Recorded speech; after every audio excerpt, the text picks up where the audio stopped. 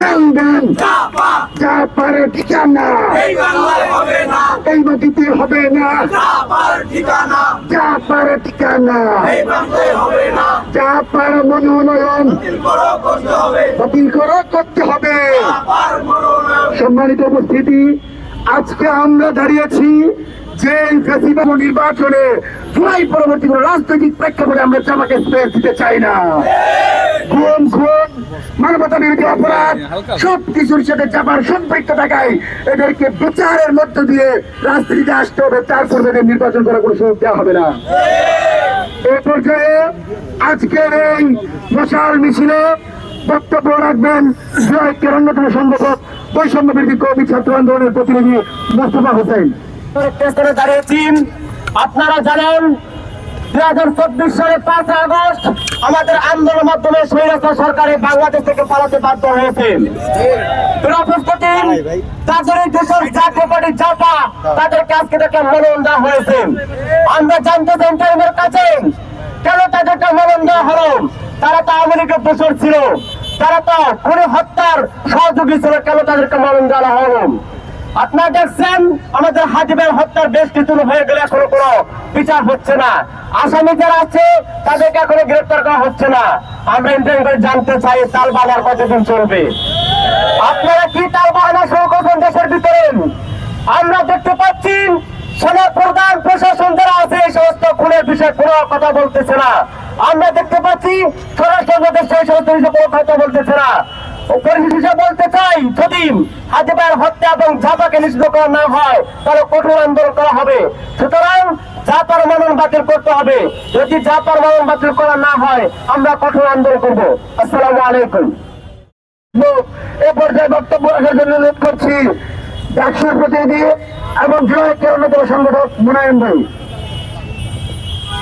উপস্থিত ছবি, আপনারা সবকিছুই জানেন। আওয়ামী দুঃশাসনের যে 16 বছর পরপর 3টি গায়েবী নির্বাচন, লুট, আইনাঘর, ক্রসফায়ার, দুর্নীতি এবং আওয়ামী দুঃশাসনের ভিত্তিকে যারা শক্তিশালী করতে প্রকাশ্য নজর দিয়েছিল তাদের নাম জাতীয় পার্টি।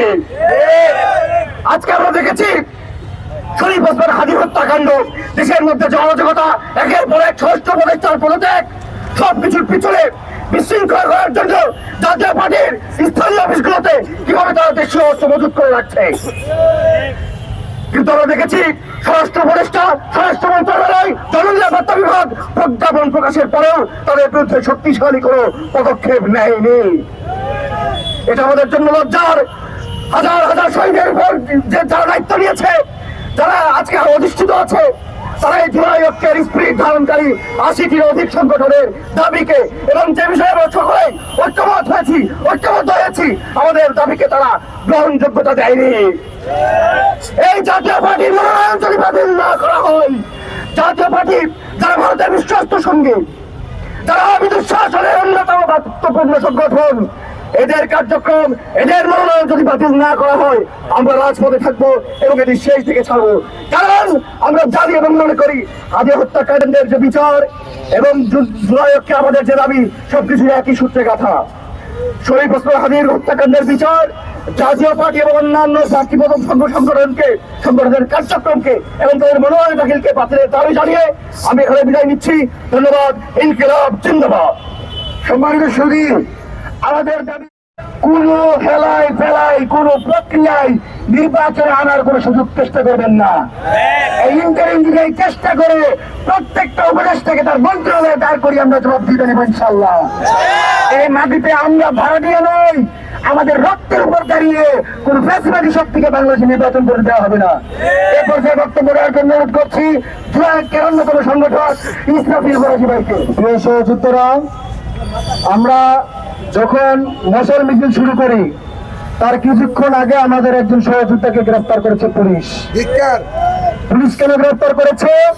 গতকাল একটি ভিডিও আপনার সকলে দেখেছেন যে পুলিশের সামনে গিয়ে বলতেছে আমরা থানা পুলিশ জ্বালিয়েছি, এখান থেকে গ্রেফতার করেছে। এই থানা পুলিশ কেন জ্বালিয়ে দেওয়া হয়েছিল এ পুলিশ হয়তো ভুলে গেছে। যদি ভুলে যায় আমরা আবার মনে করে দিতে পারি, দিতে হয়। একজনকে গ্রেফতার করেছেন, আজকে এখানে 100 এসেছি, আজকে এখানে 100 গ্রেফতার করবেন, আমরা 1000 দাঁড়াবো, আপনি 1000জনকে গ্রেফতার করবেন। আমরা জাতীয় পার্টির বিষয় প্রথম থেকে বলে আসছি ইন্টারিম সরকারকে, জাতীয় পার্টি যেন কোনোভাবে নির্বাচনে অংশগ্রহণ করতে না পারে।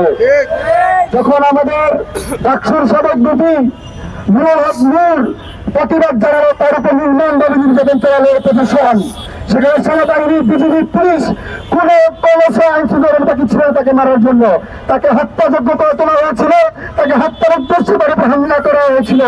আজকে যখন আমাদের হানি ভাই সেই কটুকতার বিষয়ে কথা বলছিল, তখন আমরা হানি ভাইকে হত্যা করা হয়েছে। যখন আমরা দেখেছি সুরবিমান একটা মেয়ে, সে জুয়া যুদ্ধ ছিল, আমাদের সেই জুয়া যোদ্ধা, তাকে গ্রেপ্তার করেছে কেন? এই মেয়ে নাকি 50 কোটি টাকা চাঁদাবাজি করেছে।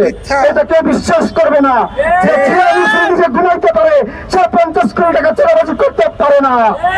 আমরা এই সরকারকে বলে দিতে চাই, আমরা বারবার আলটিমেটাম দিচ্ছি, আমাদের এত সময় নাই, আপনাদের এত সময় নেই, তাড়াতাড়ি নির্বাচন দিতে হবে।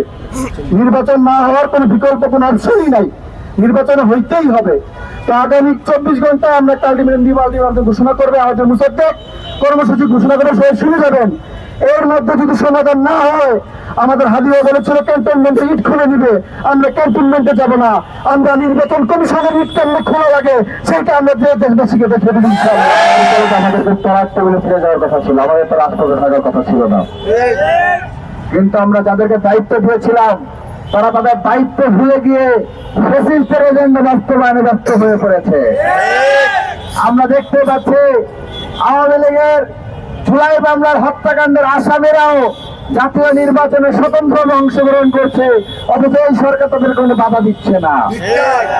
নিষিদ্ধ ঘোষিত জঙ্গি লীগকে যখন নিষিদ্ধ করা হয়, সেই প্রজ্ঞাপনে স্পষ্ট ভাষায় উল্লেখ ছিল আওয়ামী লীগ এবং তাদের সকল সহযোগী সংগঠন কার্যক্রম নিষিদ্ধ, তারা কার্যক্রম চালাইতে পারবে না।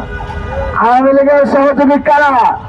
আওয়ামী লীগের সহযোগী 14 দল, আওয়ামী লীগের সহযোগী জাতীয় পার্টি। এই সহযোগীদেরকে কিভাবে এই রাষ্ট্রীয় প্রজ্ঞাপনের বাইরে গিয়ে নির্বাচনের সুযোগ দিল, সেই প্রশ্ন আমরা নির্বাচন কমিশনের কাছে রাখতে চাই। জুলাই বিপ্লবের একজন বিপ্লবী পেতে থাকতো, যাদের যাদের হাতে জুলাইয়ের রক্ত লেগে আছে, যারা জুলাই করে আত্মসংগঠিত করেছে, যারা গত 15-16 বছর ধরে ফ্যাসিবাদী শাসন কায়েম করেছে, কায়েম করতে সহযোগিতা করেছে, তাদের কাউকে নির্বাচনে অংশগ্রহণ করতে দেওয়া হবে না, হবে না, হবে না। সংগ্রামী সাথী বন্ধুগণ, নির্বাচন যারা মনোনয়ন বাতিল হয়, আমরা দেখি আরো যারা জুলাই সপক্ষের শক্তি ছিল তাদের মনোনয়ন বাতিল করা হয়, কিন্তু সেই বাছাই জুলাইয়ের খুনিদের মনোনয়ন টিকে যায়, সেখানে জাতীয় পার্টির মনোনয়ন টিকে যায়। আমরা 14 দল লীগের স্বতন্ত্র ক্যান্ডিডেট সহ ফ্যাসিস্টের দোসর যারা রয়েছে, যাদের হাতে জুলাইয়ের রক্ত লেগে আছে, তাদের প্রত্যেকের মনোনয়ন বাতিল করতে হবে।